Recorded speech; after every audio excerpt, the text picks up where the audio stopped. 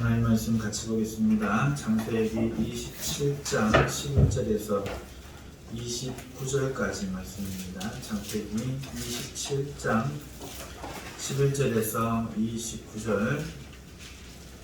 오늘 본문의 말씀을 가지고 야곱이 가로챈 축복의 의미라는 제목으로 하나님 말씀을 증거하도록 하겠습니다.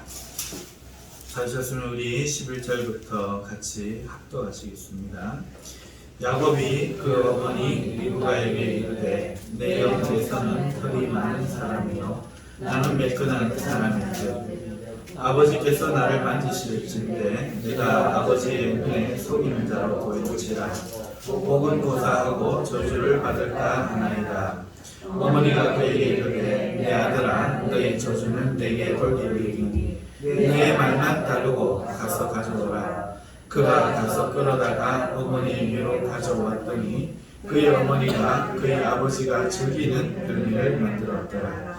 리브가가 집안 자기에게 있는 그의 맏아들에서의 좋은 의복을 가져다가 그의 작은 아들 야곱에게 입히고 또 염소 새끼의 가죽을 그의 손과 목에 매끈매끈한 곳에 입히고 자기 얻은 별미와 떡을 자기 아들 야곱의 손에 주니 야곱이 아버지에게 나아가서 내 아버지여 하고 부르니 이르되 내가 여기 있노라. 내 아들아 내가 누구냐.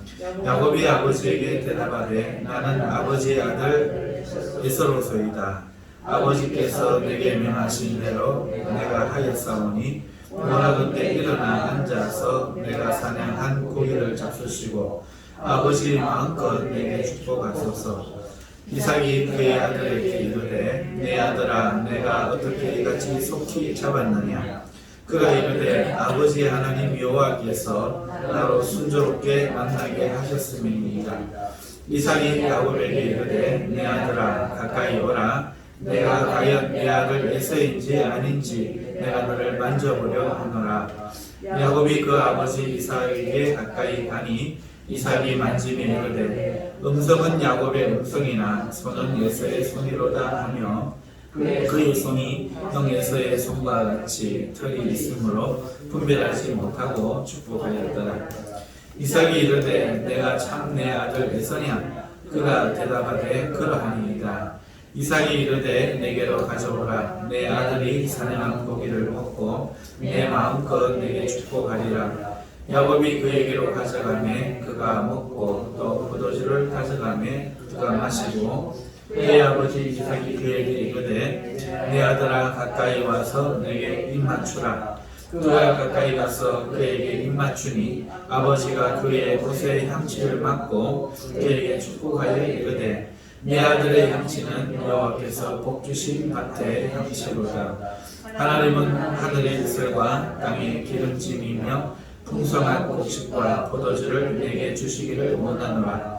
만민이 너를 섬기고 열국이 내게 굴복하리니 내가 형제들의 주가 되고 내 어머니의 아들들이 내게 굴복하며 너를 저주하는 자는 저주를 받고 너를 축복하는 자는 복을 받기를 원하노라. 아멘.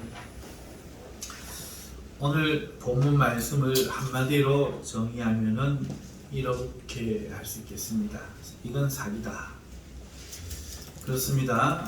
우리는 지금 성경을 보고 있는데 지금 세상 사람들이 이 이야기를 들으면서는 이건 사기인데 옳지 않은데 라고 말할 수 있을 것입니다. 오늘 야곱이 가로챈 축복의 의미라는 제목으로 하나님 말씀을 증거하는데요. 오늘 전할 말씀의 내용을 분류하면 크게 세 가지로 분류할 수 있습니다. 첫 번째는 리브가의 제안과 그 의미이고, 두 번째는 리브가의 대답과 그 의미, 마지막으로 야곱이 받은 축복, 이렇게 세 가지 내용이 그것입니다. 지난 시간에 이 10절까지 내용을 우리가 다루었습니다. 임종을 앞둔 이삭이 자신이 자랑하는 에서를 축복하고자 했으나 리브가가 야곱이 그 축복을 가로채도록 계략을 세운다는 내용이었습니다. 그리고 이번 시간에는 그 계략에 대한 야곱의 반응, 그리고 리브가가 야곱의 의문에 대한 하게 된 대답, 그리고 이삭이 받은 축복의 내용이 다루어질 것인데요. 다 알고 있는 스토리이긴 하지만은 그 스토리를 살펴보면서 그 속에 숨겨진 의미를 알아보고자 합니다. 첫 번째로 지난주 시간과 겹쳐서 함께 이야기할 수밖에 없는데요. 이제 임종이 가까워진 것을 느낀 이삭, 나이가 많고 늙어 눈도 어둡고 더 이상 오래 살 것 같지 않음을 직감한 이삭이 이제 자신의 축복을 에서에게 하고자 합니다. 그래서 에서에게 사냥을 해서 별미를 만들어서 가져와서 기쁜 마음으로 축복하고자 하는 것이지요. 이것을 들은 리브가가 야곱을 불러서 그 일을 들려줘요. 그리고 한 가지 계략을 꾸며서 알려줍니다.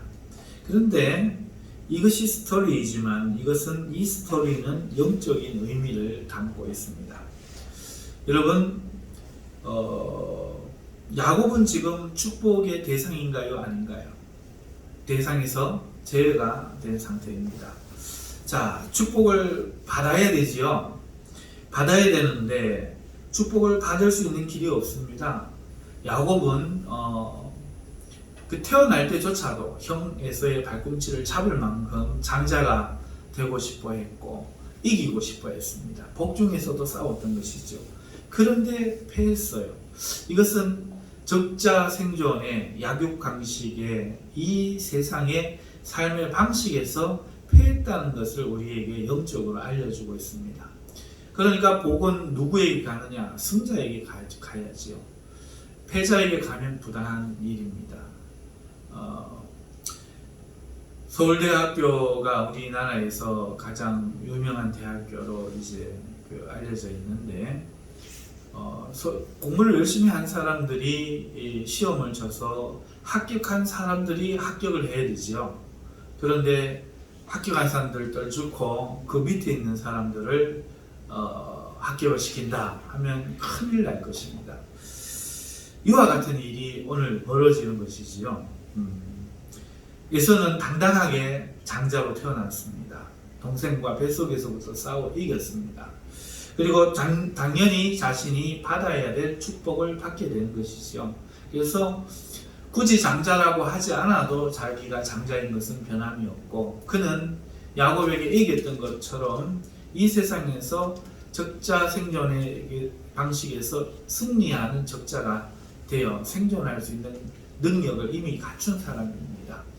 그래서 그 장자의 명분 따위는 큰 의미를 주지 못하는 그런 당당한 사람이지만 반면 야곱은 집사내로서 밖에서 남자들의 세계에서 승리할 수 없는 그런 사람이요 또 이미 패자입니다. 바꾸려고 해도 그 사실을 바꿀 수 없지요.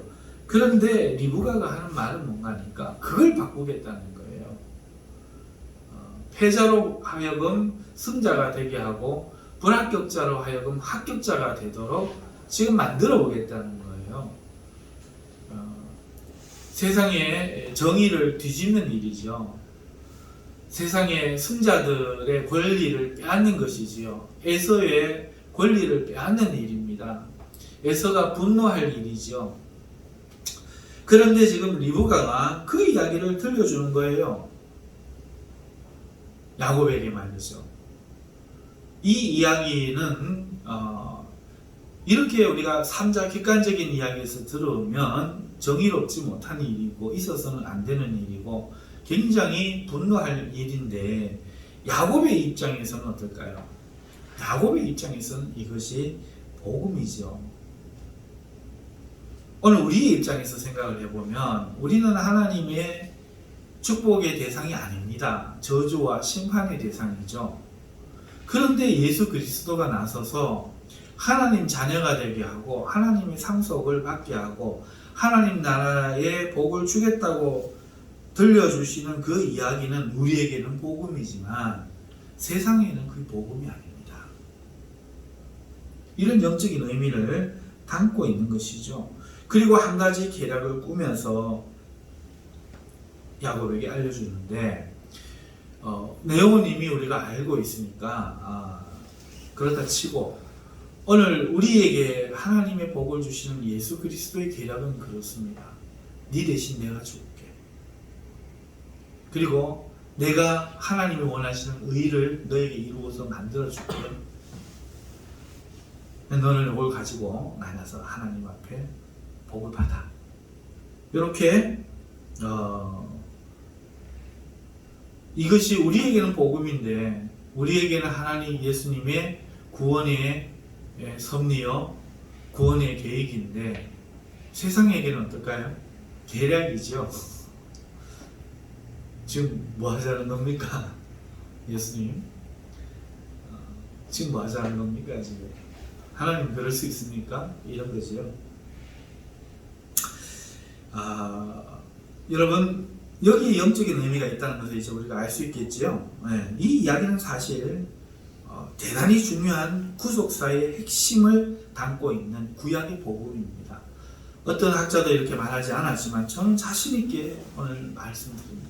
이것은 구약 성경에 있는 복음의 핵심입니다.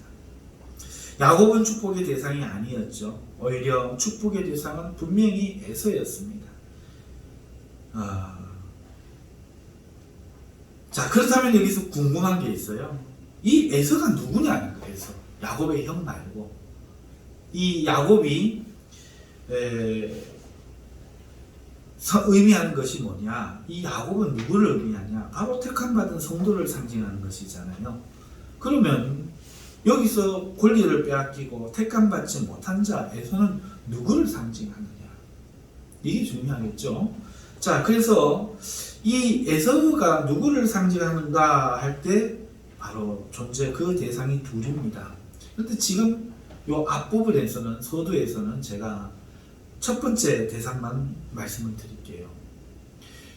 축복을 빼앗긴 자, 당연한 자기의 권리를 주장하려고 했는데 빼앗겨 버려서 나중에 이 야곱을 죽여버리려고 했던 이 에서는 누구를 상징하는가? 바로 사탄입니다.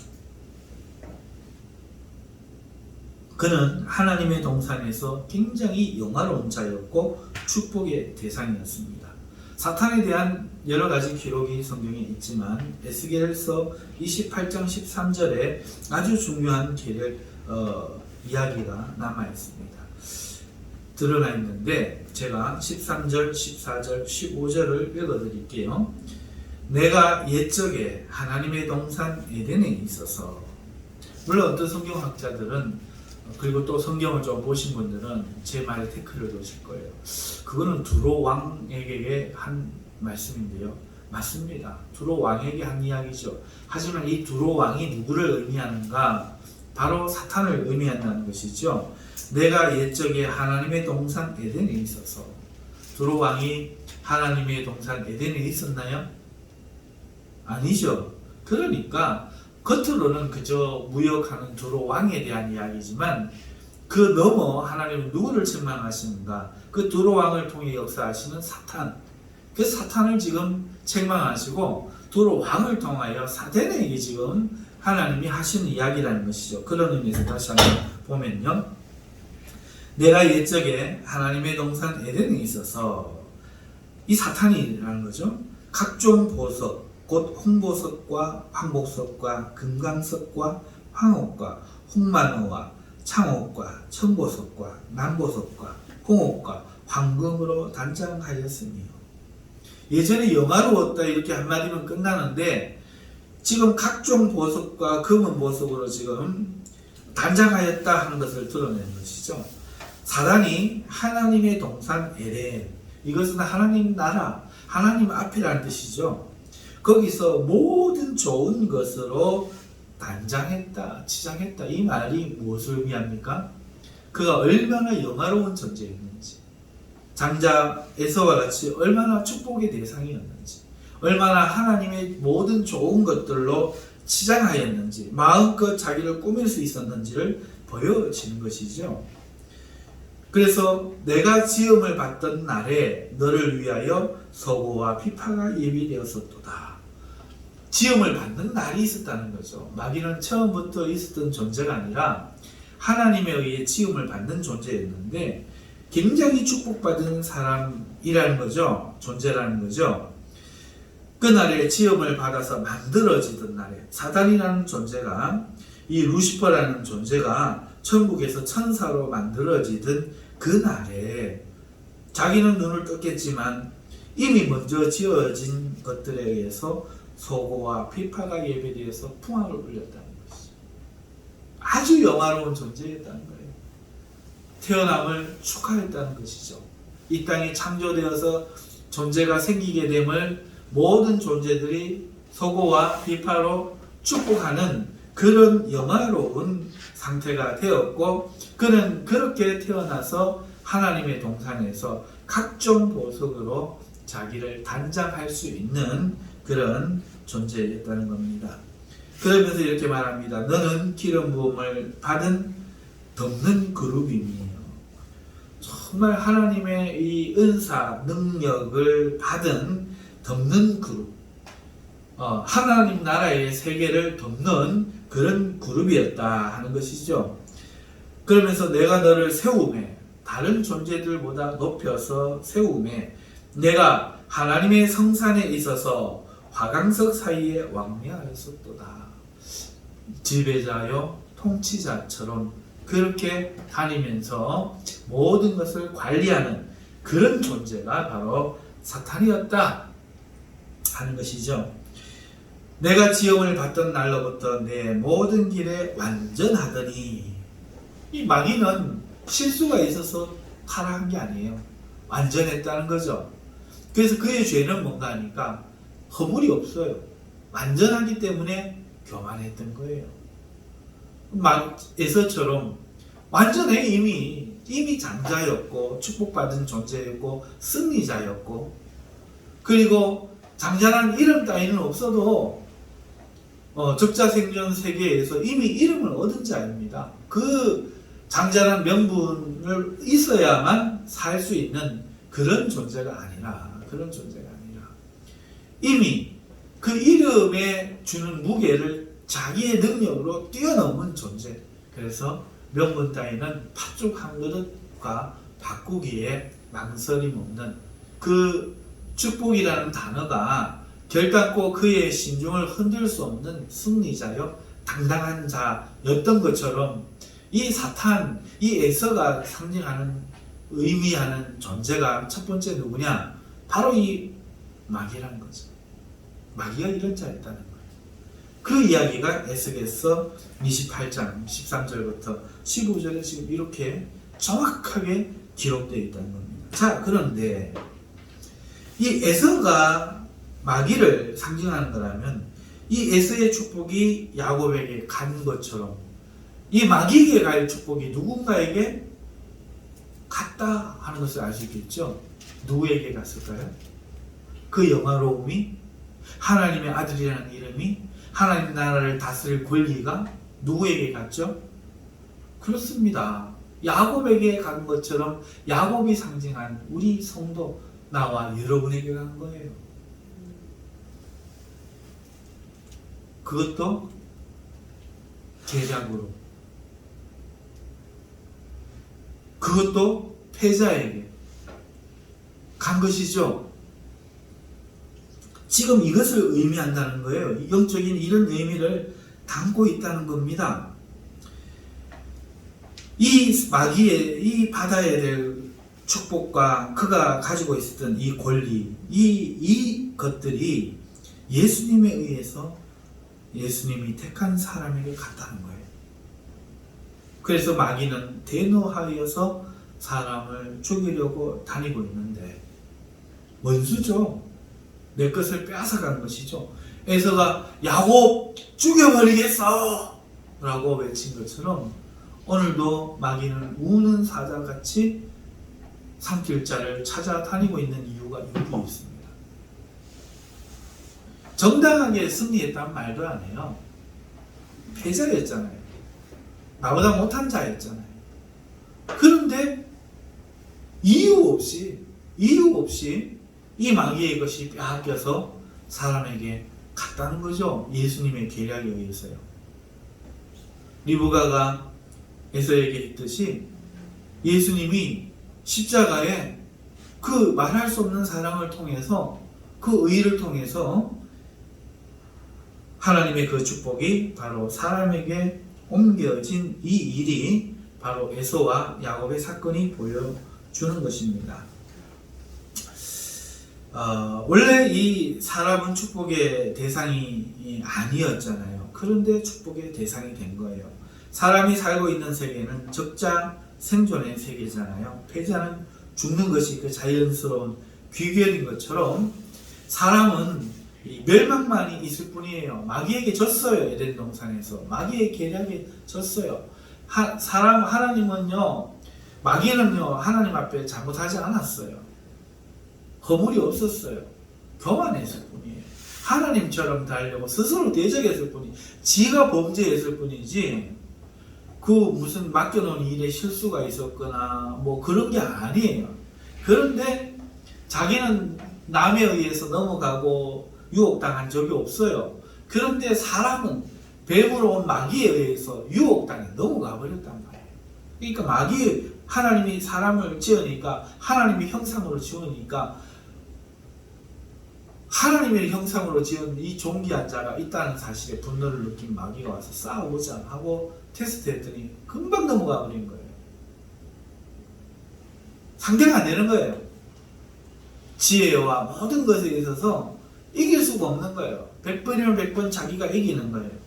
그런데 패자이고 자기보다 못하고, 그래서 이제는 자기의 그 명령을 들을 수밖에 없는 이 사람이 하나님의 축복을 받게 되는 그 일이 예수님에 의해서 결과가 뒤집혀 버린 거예요.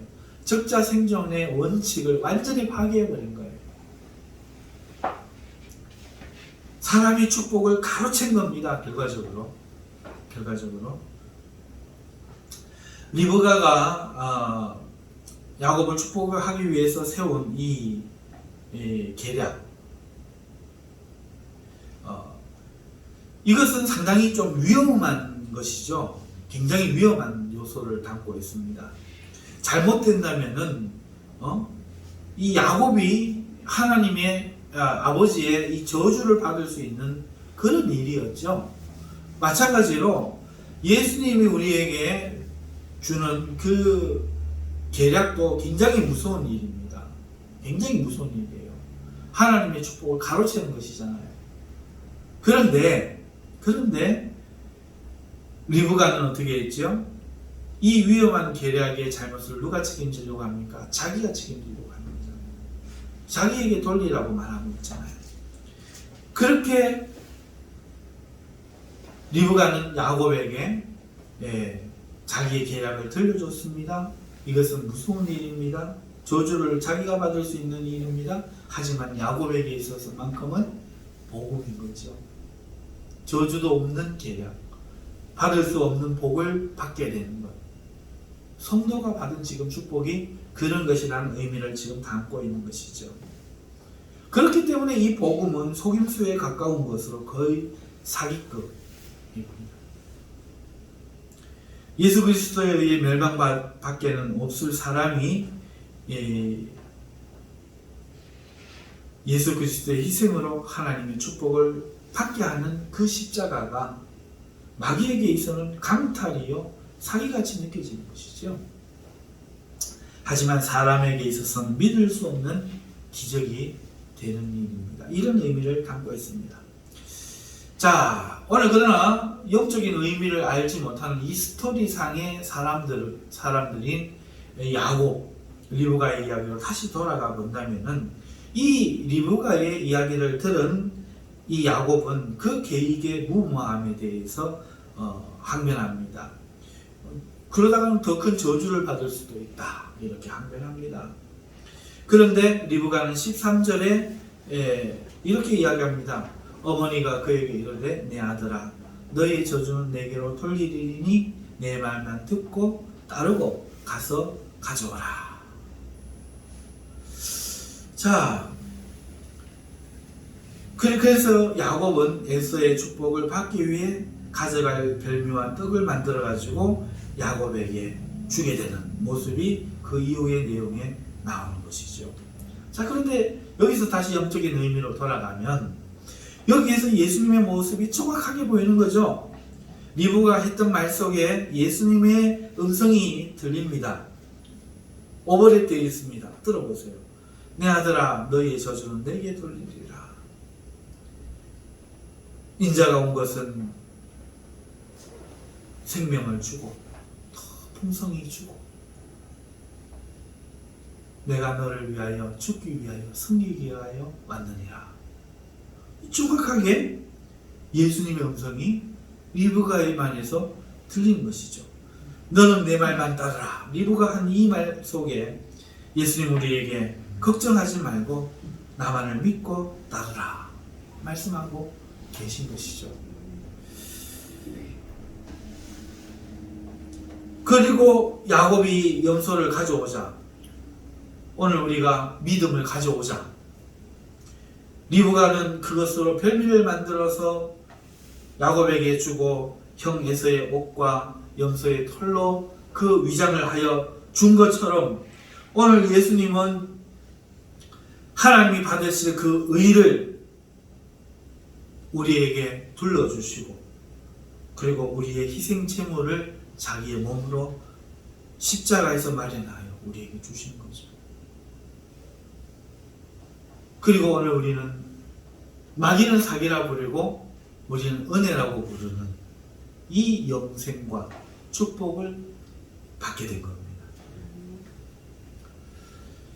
이삭은 어머니 리브가에 의해서 별미를 가지고 이삭 앞에 나아갔잖아요. 자, 여기서도 우리의 모습이 보여요. 나가서 아버지 불렀어요. 그런데 이삭의 말처럼 그의 음성은 야곱이었어요. 오늘 우리가 예수님의 공로를 가지고 하나님 앞에 나아가서 하나님 아버지 불러요. 그런데 우리의 본성은 멸망의 자식의 야곱의 생태라는 거죠. 교활하고 거짓되고 진실하지 못하며 자기가 하나님인 줄 알며 모든 것을 판단하려고 하며 그러나 무능하며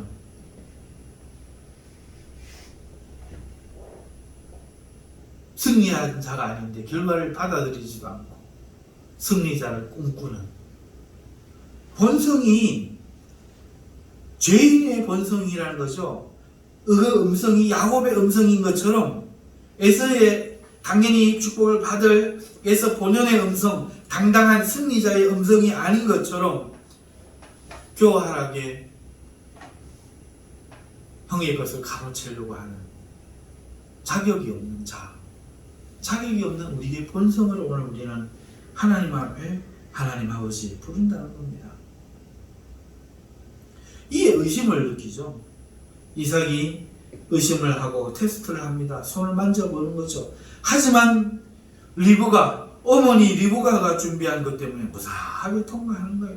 오늘 하나님이 우리를 저기 그러고 이렇게 최장로 불렀는데 네 하고 니네 아들 맞는데요. 만져보니까 의심이 가는 거예요. 저 소리만 들었건 좀 죽을 죄인인 것 같은데 만져보니까 예수 그리스도라.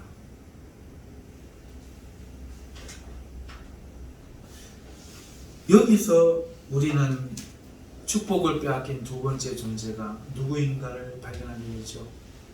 누구죠? 예수 그리스도.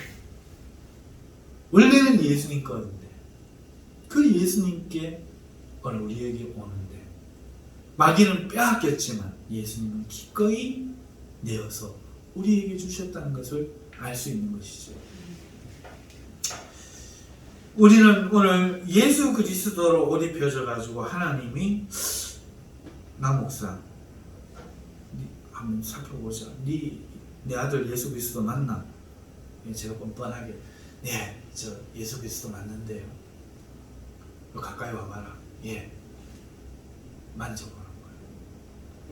근데 만질 때 뭐가 만져지는가 하니까 야곱의 팔에 둘은 그 털이 만져지는 것처럼 이 일은 영적인 것을 상징하는 거죠. 오늘 예수 그리스도께서 자신의 의로 이 말할 수 없는 죄인에게 더디어 씌워주신 그의 의만이 만져지는 거예요. 그리고 내게서는 내 악취가 아니라 예수 그리스도의 향기가 나는 거죠. 그게 우리라는 거예요. 이 일을 정확하게 담고 있습니다. 그러니까 구약에 있는 복음의 핵심이라고 제가 당당하게 말씀을 드리는 거예요. 우리는 대부분 이 본문을 읽으면서 그 야곱에게 초점을 맞추지만 오늘은 그렇게 초점 맞추면 안 될 것 같아요. 자, 일단은 좀 더 나가 보십시다. 이렇게 해서 이 야곱은 그 이삭의 테스트, 그 의심을 극복해내게 됩니다. 통과하게 됩니다. 그리고 우리가 알고 있는 그 축복을 받게 되는데, 여기서도 동일하게 하나님의 축복을 우리가 발견할 수 있다는 것이죠. 예수님의 그 공로를 우리가, 그 효과를 우리가 발견할 수 있습니다. 이삭이 야곱에게 한 내용을 한번 보면은, 내 아들아 가까이 와서 내게 입 맞추라, 이렇게 말하는데요. 동일하게 이것은 오늘 우리가 하나님 앞에 하는 것과 같습니다. 우리는 하나님께 내 아들아 불린다는 거죠. 예수님 때문에 하나님의 양자가 된 겁니다. 하나님의 양자가 되었어요. 내 아들아. 오늘 우리는 하나님이 원하시던 바로 그 예수라는 거예요. 하나님이 축복하기를 원하시는 바로 그런 존재라는 거예요. 하나님의 양자가 되었습니다. 그리고 가까이 와서 하나님께 가까이 나갈 수 있는 존재가 되었어요. 세상 사람들은 하나님께 가까이 나갈 수 없습니다. 그런데 오늘 우리는 예수님이 더딥혀져서 오늘 우리는 하나님께 가까이 나갈 수 있는 존재가 되었고, 내게 입을 맞추라. 오늘 우리는 하나님과 사랑의 교제가 허락되는 존재입니다. 우리의 음성은 많은 피조물의 소리와 똑같지 않습니다. 많은 피조물이 그래도 그것은 하나님의 관심 바뀔 수 있습니다. 그러나 우리는 그러면 하나님이 얼른 고개를 돌리십니다. 왜? 사랑하는 자녀가 되기 때문에. 그리고 그 하나님 만지고 업히고 그 손을 잡고 때렸을 수 있는, 이야기를 들을 수 있는 교제의 대상이 되었다는 것이 이 축복이 가르쳐주는 것이죠. 이삭이 그의 옷의 향취를 맡고 축복을 하지 않습니까? 하나님은 지금 우리에게서 예수 그리스도의 향취를 맡고 있는 거예요. 기억하지 않는 거예요, 우리를. 여기서 우리는 축복을 빼앗긴 그 두 번째 존재 예수 그리스도가 우리와 함께 계심을 우리는 알게 되는 거예요. 연합되어 있는 상태인 거죠. 예수와 우리는 지금 연합되어 있는 겁니다. 떨어져 있는 게 아니에요. 하나가 되어 있는 거죠.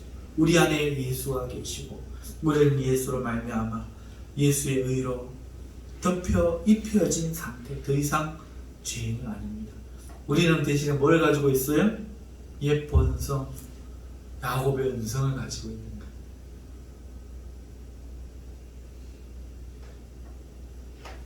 이것은 설교 시간에, 금요기도 시간에 벌써 두 번에 다루어서 했지요. 네. 놀랍지 않습니까? 하나님은 성도에게서 예수 그리스도의 향취, 곧 온전하고 완전한 것을 느끼고 계시고 맡고 계십니다. 자, 그 다음 세 번째 축복의 내용은 모든 풍성함을 주시는 것이었죠. 만민이 섬기며 열국이 항복하게 하는 것이었죠. 형제들의 주가 되는 것이었죠. 복과 저주의 근원이 되어서 너희를 축복하면 그도 축복을 받을 것이고, 너희를 저주하면 저주하는 자가 오히려 저주를 받게 되는 복과 저주의 근원이 된다는 것이 오늘 복의 내용이잖아요. 세 번째 내용이잖아요. 그 일이 우리에게 발생하는 거예요. 여러분, 우리가 어떤 존재인 줄 아십니까? 바로 이런 존재예요.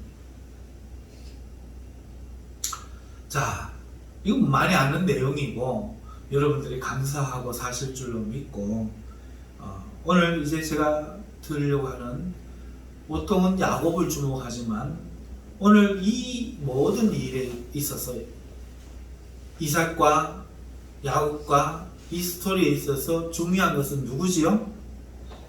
네? 리브가지요, 리브가. 리브가가 이 일을 있게 했잖아요. 에서는 중요한 역할을 맡았지만 악역이고, 주인공이 아니죠. 악역이고, 지금 마귀는 우리보다 힘도 세고 중요한 역할을 맡고 있지만 악역이에요, 악역. 주인공이 아니야. 주인공은 누구죠? 여기서 주인공은 야곱이죠, 야곱. 그런데 이 야곱이 이 일을 있게 했잖아요. 우리는 야곱이 주인공이니까 야곱을 늘 다루었지만, 그러나 이 야곱 되게 주인공 되게 한 건 누구죠? 리브가잖아요, 리브가. 그렇죠?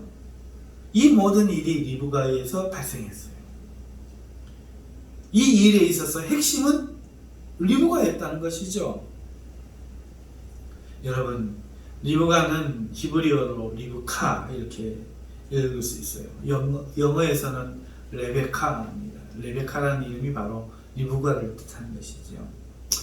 이 리브가의 어원이 뭔가 하면요, 이 마르베크라는 단어인데 이 뜻이 외양간, 송아지, 살찐 이런 뜻을 가지고 있어요. 외양간 안에 살찐 송아지 뭐 이렇게 생각해도 될 것 같아요. 그러면서 또 이런 뜻도 있습니다. 묵다, 연합하다 이런 뜻도 있고요. 또 이런 뜻도 있습니다. 얼가미가 있는 밧줄.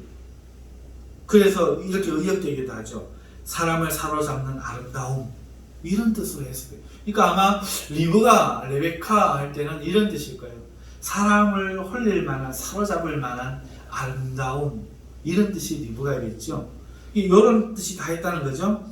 예양간 안에 살찐 송아지, 그 다음에 묵다, 연합하다, 그 다음에 올가미가 있는 밧줄, 아름다움을 사로잡는 아름다움 뭐 이런 뜻으로 볼 수 있습니다. 자, 오늘 리브가가 이런 뜻을 가지고 있는 리브가가 이삭을 속여서 그 축복을 자기 아들 자격이 없는 야곱에게 주는 역할을 하는데, 그 상징의 인물들이 오늘 야곱이 누구를 상징한다고요? 누구를 상징한다고요? 오늘 우리 성도를 상징한다면 리브가는 누구를 상징하겠습니까? 그렇죠. 그래서 그 어원처럼 그는 살찐 송아지가 되어서 우리를 대신하는 겁니다. 그래서 그는 얼가미의 밧줄이 되어서 우리를 사로잡은 거예요. 연합된 것이죠. 연합되어서 하나님이 보실 때 예수님만 보는 것입니다. 그는 우리를 구속하셨지만 그것은 아름다운 일인 것이죠. 어떠셨나요?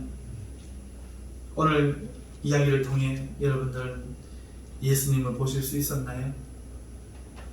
그래서 지난 시간 리브가의 이야기를 통해서 들려드린 그 이야기들이 실제로 더 많이 와닿으셨나요? 앞으로도 성경을 통해서 여러분들께서 예수님을 많이 보실 수 있기를 축복합니다. 근데 우리는 자꾸 야곱만 봐요. 오늘 이 성경의 주인공 야곱을 보듯이 이것을 잊게 하신 어머니 리브가를 못 보는 것처럼 오늘 우리는 예수 그리스도를 못 보고 자꾸 나만 봐요. 성경을 통해서 나만 봐. 오늘 제가 드리고 싶은 이야기는 그거예요. 제목이 뭐였죠? 야곱이 가로챈 축복의 의미. 오늘 우리는 나만 주인공이 될 때는 사기쳐서 받았어, 내 거 아닌데 예스 이것만 보고 감격하려고 하죠. 예수 그리스도께서 주셔가지고 할렐루야 이것만 생각하죠. 그런데 오늘 정작 우리가 봐야 될 존재는 바로 리브가죠. 예수 그리스도. 우리에게 자신의 모든 것을 기꺼이 내어주실 뿐만 아니라 우리를 사로잡아 축복의 존재가 되게 하신 예수 그리스도. 그 예수 그리스도를 볼 때 우리는 진정한 감사를 느끼는 거예요.